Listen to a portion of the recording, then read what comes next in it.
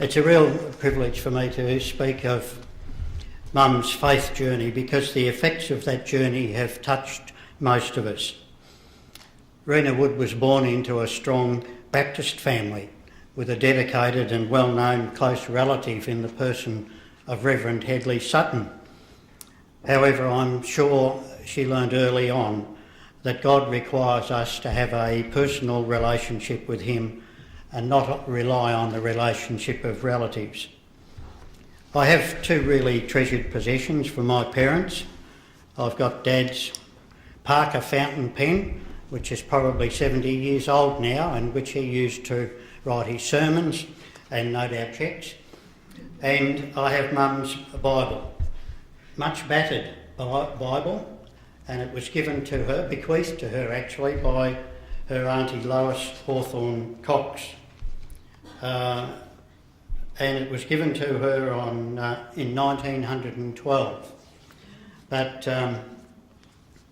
I'm sure that Mum, at less than 12 months old at that time, couldn't read it then because, as we probably all know, she was a very tiny babe. Three inscriptions on the inside cover of the Bible are significant. One was written by Auntie Lois Hawthorne Cox, and she quoted John 3:16. For God so loved the world that he gave his only begotten Son, so that everyone who believes in him may not perish but have everlasting life. The others are simple life verses. Have faith in God, from Mark chapter 11, and for me to live is Christ, from Paul's letter to the Philippians. In my opinion, Mum was the personification of those verses. Most of her life was joyful, not only because of her love for God, but for the love she gave and received from John, our father, who was a fine Christian man. They went through many struggles together in the early days of the business and raising four children, some of whom were more troublesome than others. But they had great joy in serving the Lord, the church and the town together. It is my belief that Charlton is a better place because of their separate and joint efforts. Mum's faith faced its greatest test when Dad was diagnosed with terminal cancer and subsequently died at the age of 44 years. I can't begin to imagine the grief that situation must have brought both of them. Mum was left with four young children to raise alone, take over a struggling business, a newspaper business, deal with a sometimes hostile community, and somewhere in all that, deal with her own loss. It's interesting that this battered old Bible has a bookmark in it which has obviously been there for a long time.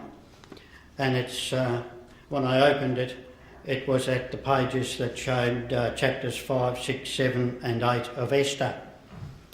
And I thought that's very interesting because those chapters tell how an ordinary Jewish girl became a queen. And she became Queen of Persia, which we now know as Iran, by exposing a plot to assassinate the king. And later she was instrumental in overcoming a conspiracy to destroy the entire population of Jewish people in that country. Esther did that by putting on a couple of banquets for the king and his arch-enemy and using some friends to reveal the plot. Now, I'm not comparing Mum to Esther, but her gift of hospitality and vast numbers of friends are well known. There is no doubt that her strong faith enabled her to change the lives of many people directly and indirectly. There are not many marks in Mum's Bible. I tend to underline verses and make notes, but she's underlined two verses in Romans chapter 5. Verse 1, therefore being justified by faith, we have peace with God through our Lord Jesus Christ. And verse 8, but God commended his love toward us, in that while we were yet sinners, Christ died for us. So where has that faith journey taken Mum? I think the words from Revelation 21 conveyed to Billy Graham when his mother died are appropriate.